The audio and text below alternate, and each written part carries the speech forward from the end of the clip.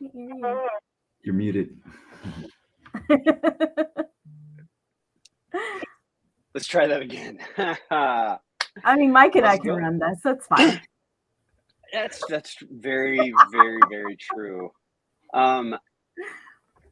So I just have to tell everybody this morning a little bit of the conversation that just happened right before we went live.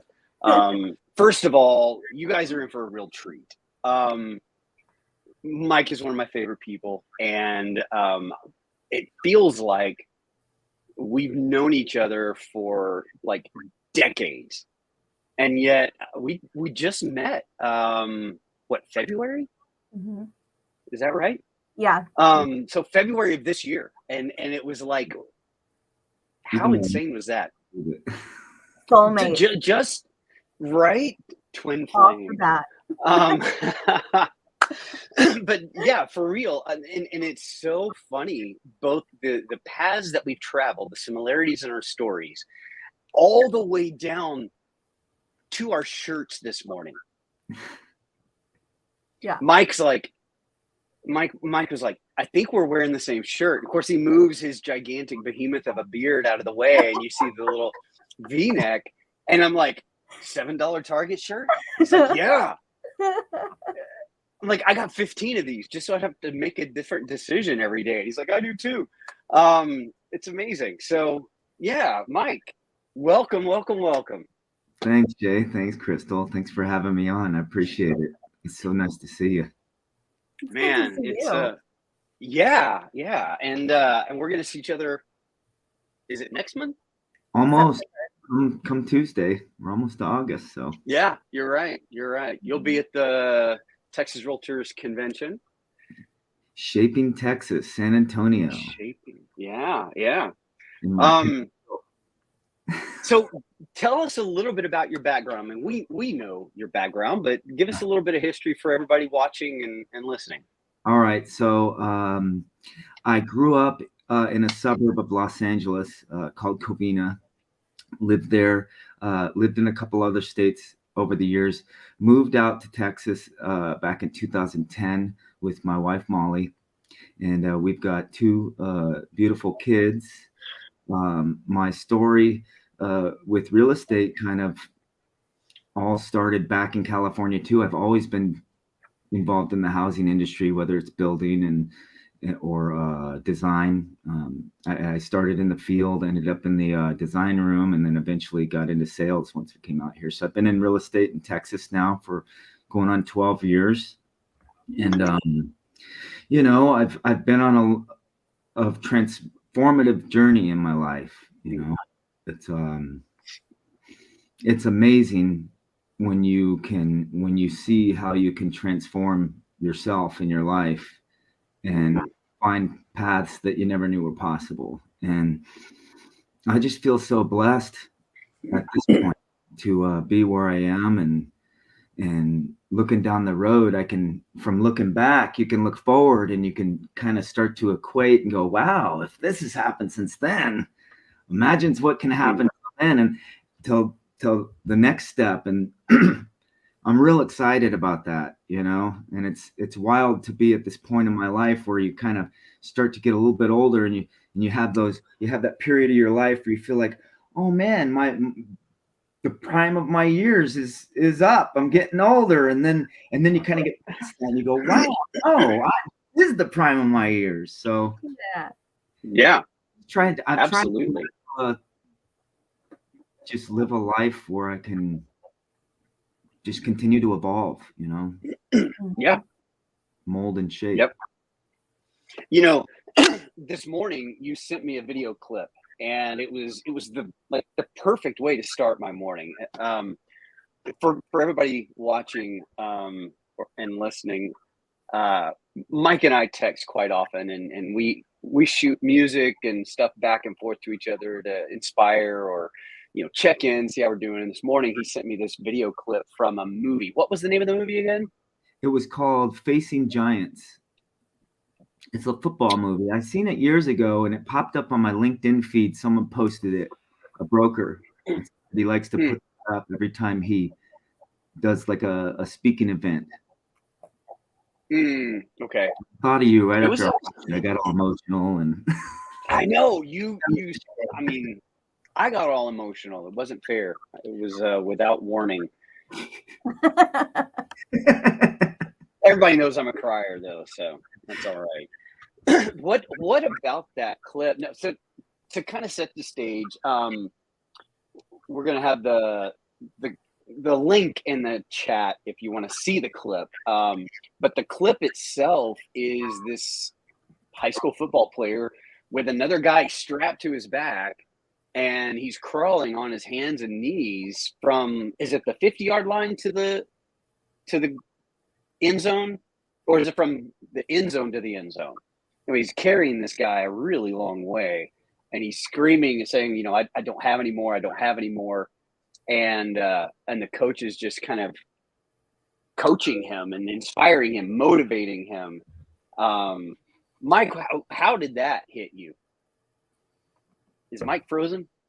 I think Mike is frozen. Yes. Mike is frozen. Let's I'm gonna send him a quick text. He's back. He was just really stoic for a minute. He's like, I have no emotions. So tell me, Mike, what is that clip?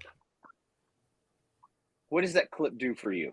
I tell you what, let's do this. Let's pull him out and maybe pull him back in. There we go. Did that work? There we Mike? go. It started to bubble. For me,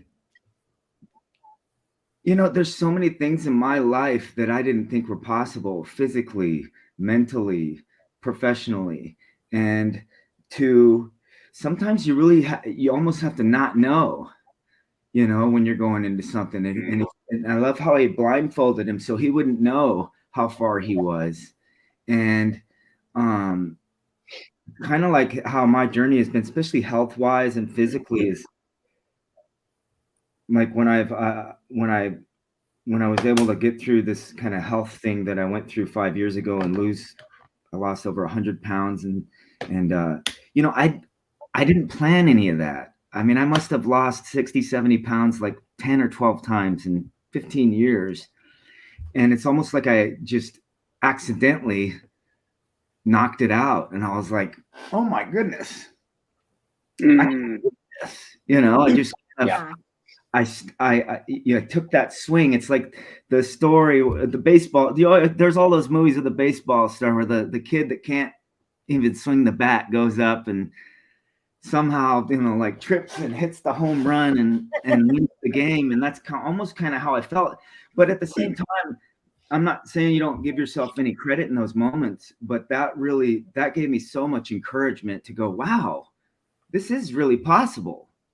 And it really brought up emotions for me to just see him pushing and to see everybody. I love how his teammates start to notice and stand up and go, oh my goodness, look at this, look what he's doing. And you've heard the saying, it's always darkest before dawn. And right, it's really like that in life. And we can literally do anything we want to do if only we can be persistent and consistent and dedicated. And it's not easy to do in this world because there's a lot of distractions. That's the biggest thing about our world we live in, is there's just distraction everywhere. Yeah. And if we can continue to put our flight path back, just like a pilot, when they fly every 5 minutes, they got to check the flight path, make sure they're not getting off course.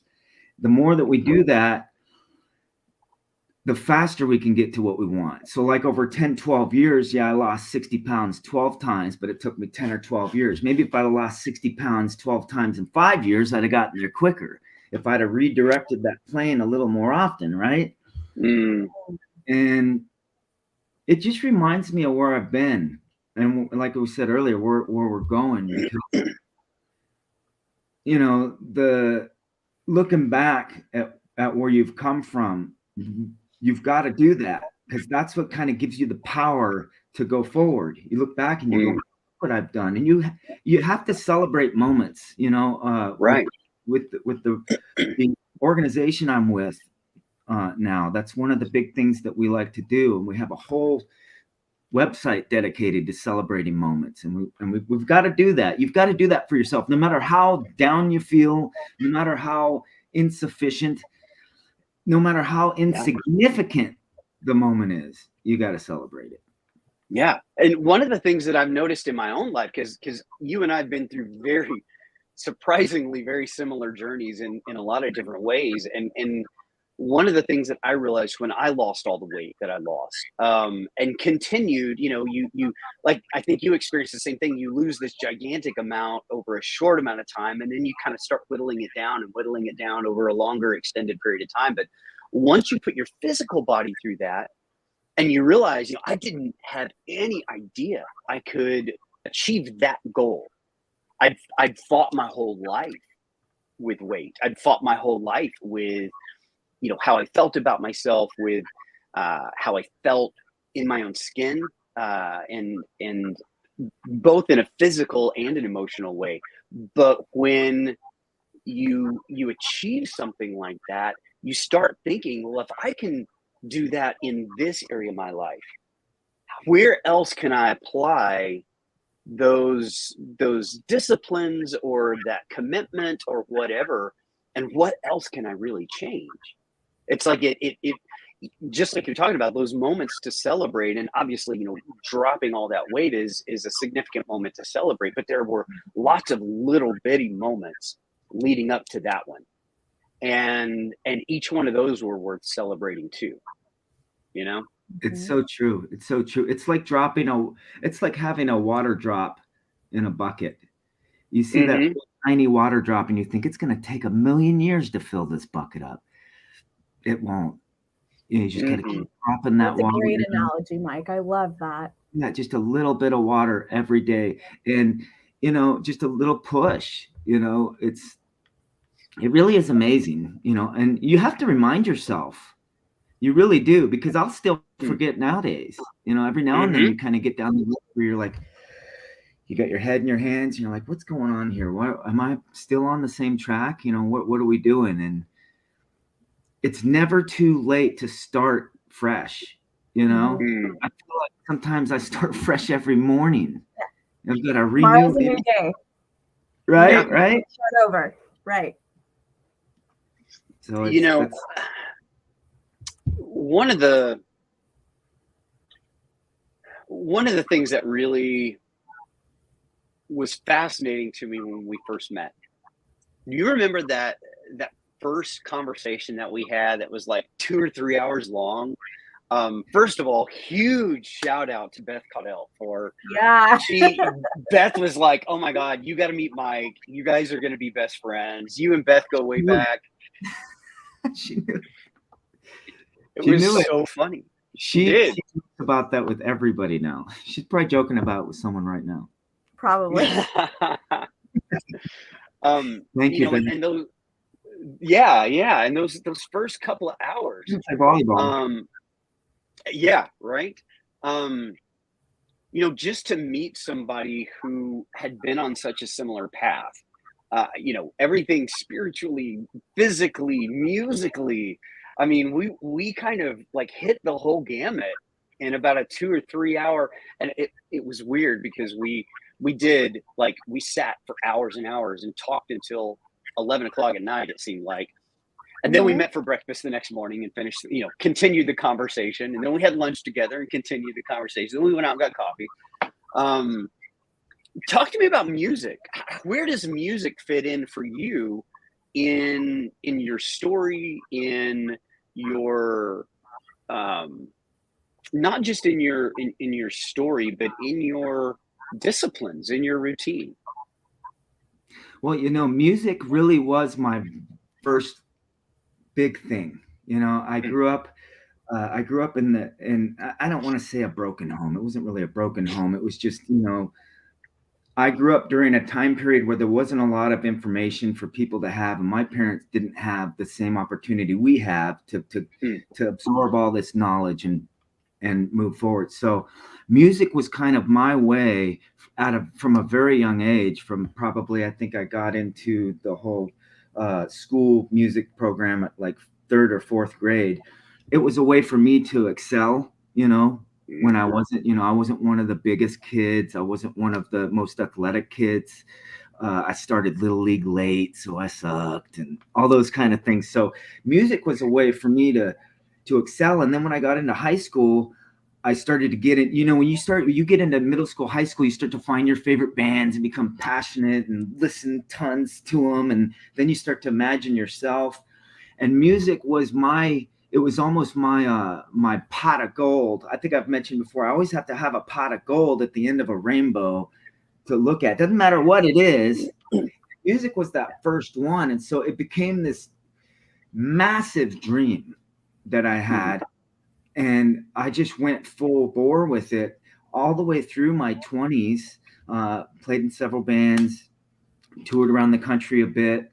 And it was one of those ways for me to step outside of all of the drama and all of the heartache that was going on at home and become this different person and be able to express myself through my music. And then, I went through that period. And then I felt like maybe I was too absorbed in the whole flight pattern of getting into the music industry that by the time I hit 30, I stopped and thought, wow, I'm going to have to do something for like myself constructively eventually. You just can't, right. Going on stage and, drinking beer every day in a different city and I mean, it was fun and stuff, but so then I left the music scene kind of in when I hit 30, and it was tough because it had been such a huge force in my life. It took me probably 2 or 3 years to just almost forgive myself for giving up, because I never wanted to. I was like, I'm never going to give up. I'm going to take this all the way. And then me and a friend of mine that I've known for over 20 years, we've done lots of music together. We've simultaneously played in different bands together. We started working on an album in 2010, and I remember the first song that we did in this room, right when I bought this house. I set up one laptop with Cakewalk on it and one laptop with Skype on it, and he was still living in California. And we used Log Me In. Remember Log Me In? I don't know if that's still there, but we used Log Me In so that he could engineer, and we recorded the first track called Tearing Apart, which is on our new album we released earlier this year. And it took us about a decade to finally put that together. I think finally to just put behind me all the disappointments I had, and then just go back to the idea that, wow, this is an art form for me to express myself. And and then I got back into it about 2 years ago, and we started playing live again this year. And man, it's such a different world now, stepping out on the stage than it was back in my 20s. And so it's a lot of work, which is good in a good way. And it's very fulfilling. I don't think that anything has ever made me become emotional more often and as many times as music. I mean, there's some songs that if you put it on, you guys are probably the same, right? There's some songs you put it on, you're bringing up some emotions. Yeah. And it's such a powerful art, and it fits into every other art. There's not another art in the world you can't add music to and make it better, right? Yeah. So it's just it's one of those things that I think is just in me, and I just really needed to in my life realize it was for me and it wasn't for my use. It wasn't a tool I was going to use to become something else or to get something. It was more of a therapy that I need to do. I need to do it.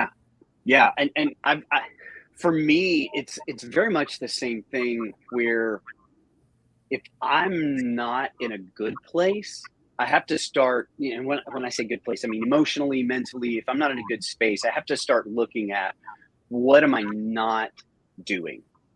Am I, not exercising? Am I not eating right? Am I not getting enough sleep? Am I not expressing myself? That's another one. And I can't tell you how many times in therapy sessions I've had a therapist say, write a letter. Even if you don't ever send it, just express yourself, just write a letter. And for me, writing music is that same expression. It's, I'm going to get this out. And the art side of it for me is, okay, can I write this in a way that it's about more than just me? Can I write this in a way that it's a universal expression? Can this be an expression somebody else can latch on to? Or I can write it very personally, very much to me. And then you find out somebody else still connects with it. Somebody else has still gone through that same thing. And I do think that there's a therapeutic effect to expression, self-expression and creation. I agree. It's a beautiful thing. It really is. It's music is the soul, I think, of this world. It really is. Yeah. And think about it too. Whenever you hear a song, how many times have you thought, wow, I could have written this? And it's someone else's experience, but it's yours. It's right. T, and it's universal. I was reading Rick Rubin's book, The Creative Act. And if you haven't read it, man, I highly recommend it. It came out earlier this year, I think, back in March. And one of the things that he talks about in that book, which is, at least in my own life, I've experienced this more times than I would like to admit. It's a little embarrassing to admit this, but he talks about how ideas genuinely have their own life. If you feel like I've got to write this, whether it's a specific book or a specific song, an emotion that you feel like you need to get out, and you stifle it, how many times has somebody else come out with a book after that or a song after that that's that exact expression? Yeah. So we actually, and it actually goes kind of across, I think, all aspects of writing, because I do short films, editing and such with my brother, and he will write a script, and I swear a year or two later, someone else has written that same script. And it's like, oh my God, we worked so hard on this. Yeah. I mean, ideas have these lives of their own. They come out of our culture. They come out of shared experiences. They come out of, I don't know if it's collection, the collective conscience or something. But there's some deep well, and David Lynch even talks about this, drawing from the deep well and meditative techniques to get to those deep wells of. It's interesting to me that both David Lynch and Rick Rubin talk about this idea of ideas having this independence, and tapping into something like that. And this question I have for you might sound like it's a little bit of a tangential thing to this, but I really think that it circles back around to this, because I also feel like sometimes we go to, whether it's a self-expression or if it's just a decision or an act, it's easy to go through something and then suddenly regret it and think, should I have done that? Was that the right thing? Feel that regret, but then maybe later you see the value of it and the regret's gone. Like, oh, that's where that fit in. Mm-hmm. Yeah, it's like putting yourself out on the platter. You know what I mean? It's like getting in the fight. You're scared. You're questionable of your ability, or just opening your mouth when you need to. Sometimes things need to be said that you don't want to say because of maybe repercussions. And what you just said kind of brings to the forefront of my mind the fact that 99% of the time, and I'm sure you guys can relate to this, the trials and the tribulations and the tough times that we go through, regardless of what they are, they build us and we look back on them fondly. You know what I mean? Not that we're glad that they happened, but that we can see how they affected us in a positive way. It's like some of the best things in life have to mature to become valuable. And isn't that amazing? Because everybody wants what's new. I want to new this, I want to new that. But if you think about it, the most amazing, beautiful things in life are the things that we have either developed them or given them time to mature. You know, given find time to mature. Given your kids. You know, sometimes with your kids, you just got to let them go through some stuff. And it's tough. I mean, my kids are still small, so I look toward the future and I think of all the things I want to teach them, but I know that I can't inject it into them. Mm-hmm. I have to let them go through some of it. And, you know, my oldest is he'll be 24 in January. And when he was 18, 19, he went through some real struggles. And as a parent, I always want to save my kids. You know, that feeling never goes away. I don't care how old they get. I still want to save them.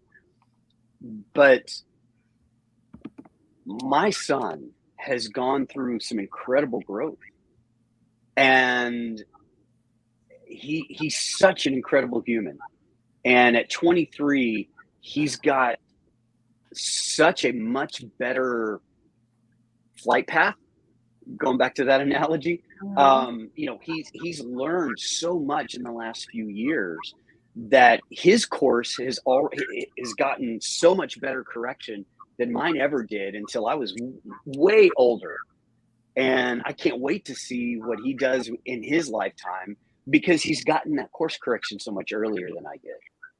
And I'd like to point out too, Shae, that it's valuable that he has you there to guide him too.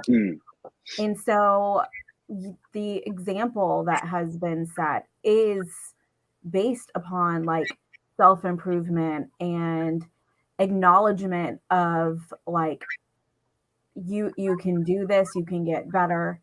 And he has a much better guiding light than probably you did.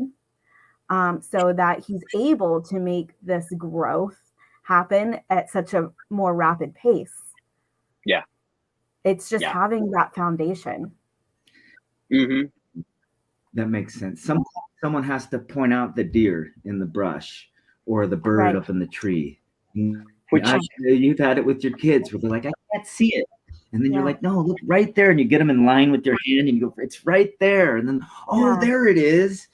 And, you know, growing up in the 70s and 80s, we didn't have all the information we have now. You couldn't just find anything out, you know? Mm-hmm. And so unless you have someone like you, Shae, to point out that doe out in the brush 100 yards off,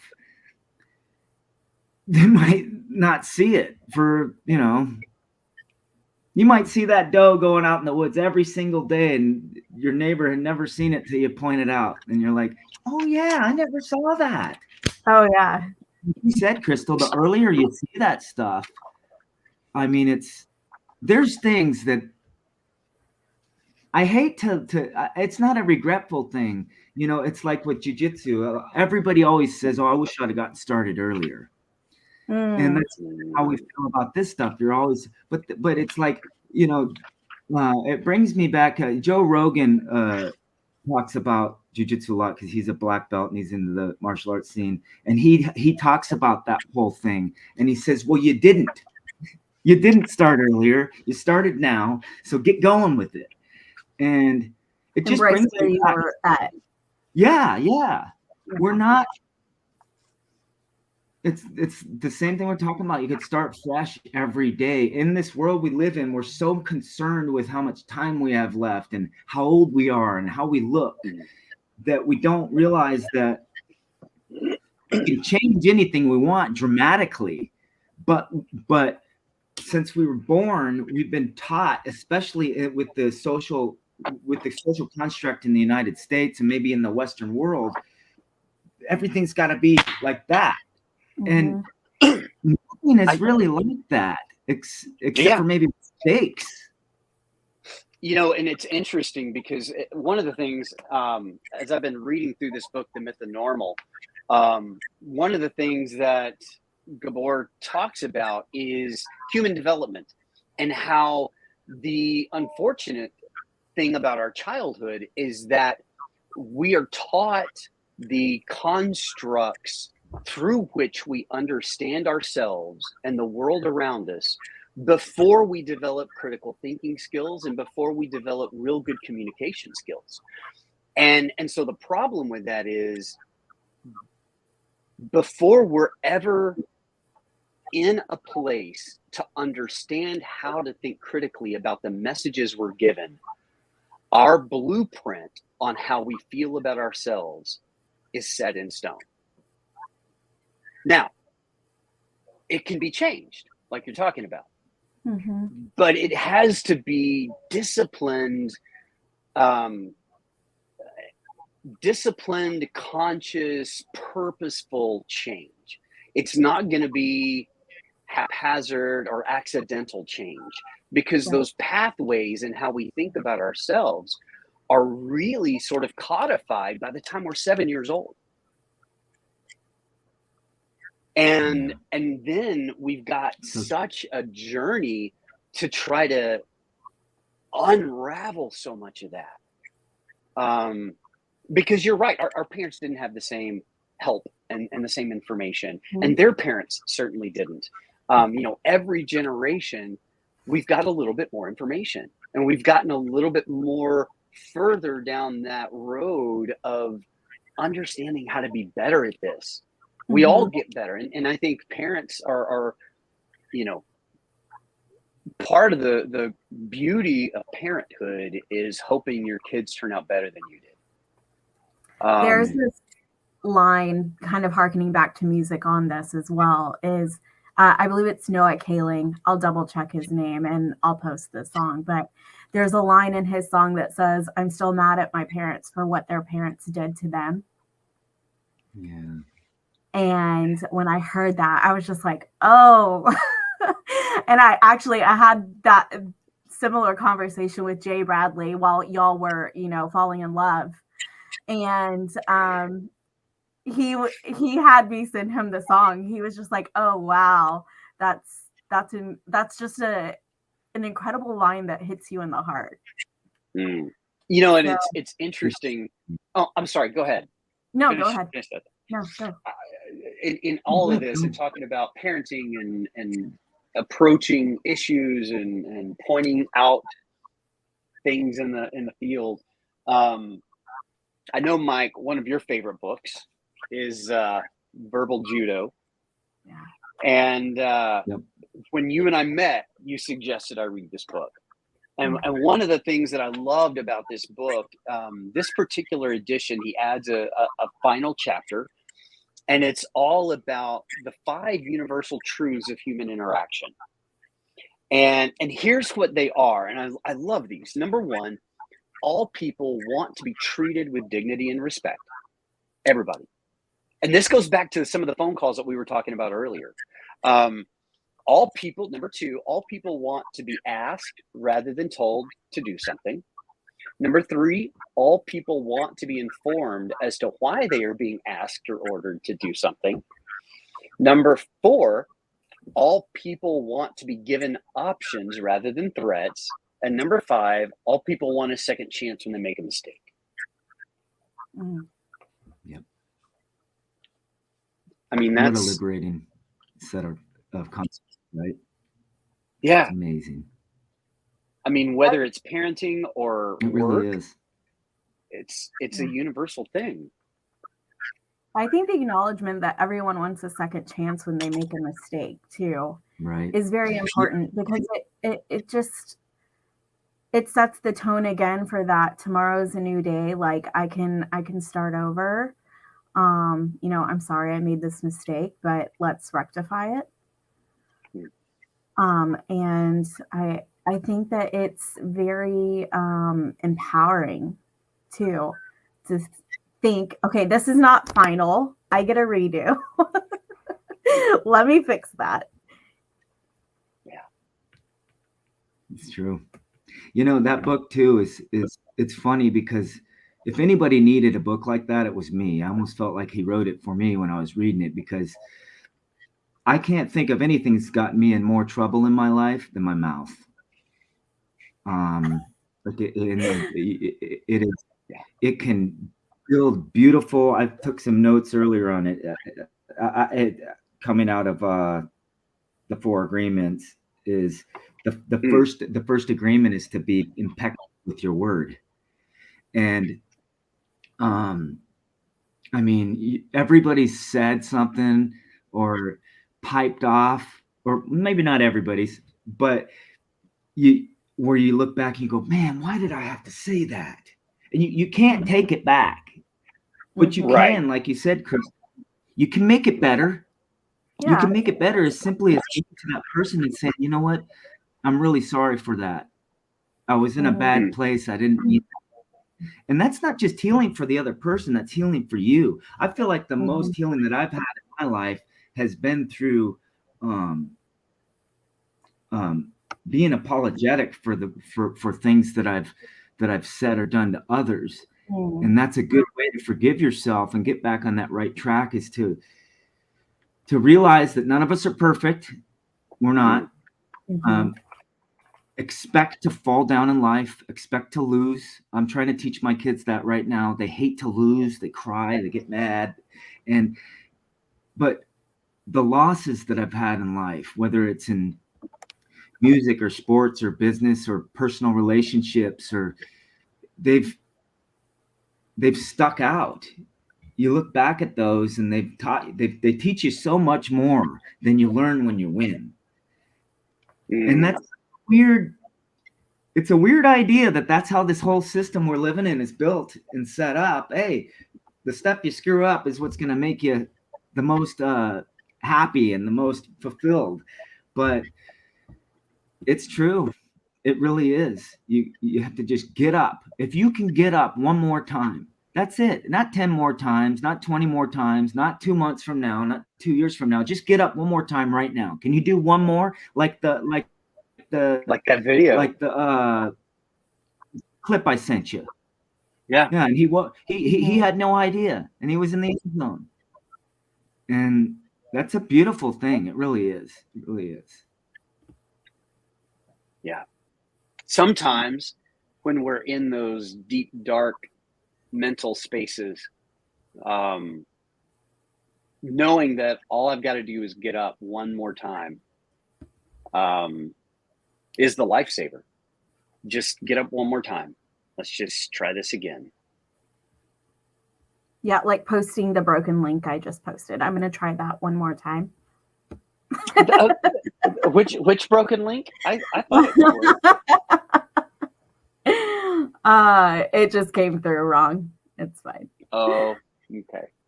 I think Mike is frozen again. Oh no. Let's try to remove him and add him back. See if that works. Back. Your audio is back.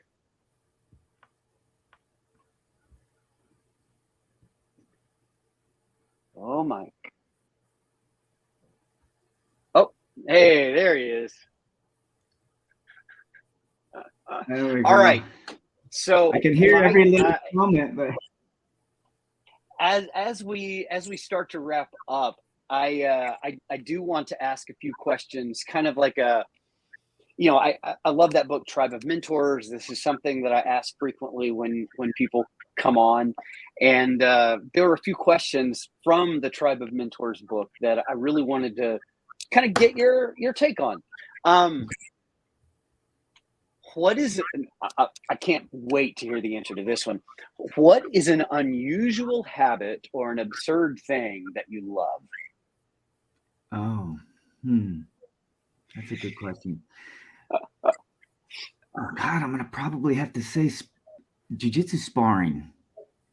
Like Saturday mornings, every Saturday morning at 10 a.m. we have something called open mat at our gym, where you just show up at the gym, the garage doors are open, and you just slap hands and say, all right, let's go. And you basically fight. And for those of you who don't know much about Brazilian jiu-jitsu, translates to the gentle art.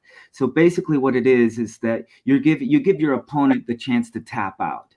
So if I get you into an uncomfortable position, or I get you to a chokehold or a joint lock, I give you the opportunity to say, all right, you got me, and then I let go. And that gives us the ability to fight live, because we're not striking. So we don't have to worry about this big, long recovery periods in between sparring rounds. Not that you can't get hurt, you can. But like yesterday, we were there, and at the end of the open mat, we all line up in the line. And every now and then, especially on a day like yesterday, it's like 105. You can barely breathe. There's no air conditioning in the place. And you're just standing in the line, trying to stay standing, and not throw up. And I would say that for me, it's unusual, because I talk to friends and business colleagues about jiu-jitsu, or I'll come into the board with like a shiner or something, and they'll be like, what happened? Did you get in a fight? And I'm like, well, kind of. And man, I don't know why I love it so much. It's so crazy. Like, and the connection that I have with my training partners is so immense. And I think it goes back to it goes down to our natural state, where we're not in touch with each other as much anymore. And I think that maybe I never put my arms around anybody else that I didn't know until I got into jiu-jitsu. And now it's like I'm close, we're touching, we're eye to eye, we're sweating, we go through pain, we finish each other, it's so strange. And there's so many people that are in it that can relate to that, to where it's like, how can I be so excited and fulfilled by so much pain and agony and tribulation? And to me, it's beyond me. I don't know. I don't know. I just love it. Is that a good one? Yeah, I think it also sounds like it's very cathartic. Yeah. So one last question. In what advice would you give a smart, driven college student about to enter the quote real world? And what advice should they ignore?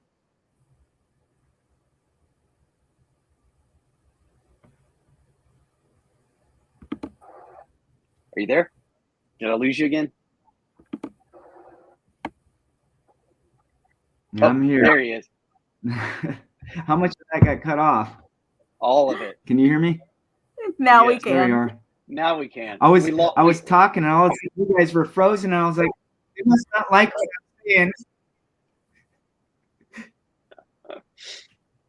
So what did you say? Because we didn't catch it. It was probably brilliance, and now we didn't get any of it. Wow. Wait. Okay. We got all the jiu-jitsu stuff. Did you answer the second question, or you talk about the first question? I don't think I heard the second question, because you guys froze. Oh, okay. Oh, well, then we're fine. We got everything else, Mike. Yeah. Okay, so good. Second question is, you guys all of a sudden froze, and I didn't know you froze. I was like, I don't think they like my answer. You were both because you even asked, was that a good answer? And then suddenly we were like, is it? I don't know. The jury is still out. So what advice would you give somebody about to enter the world, and what advice should they ignore?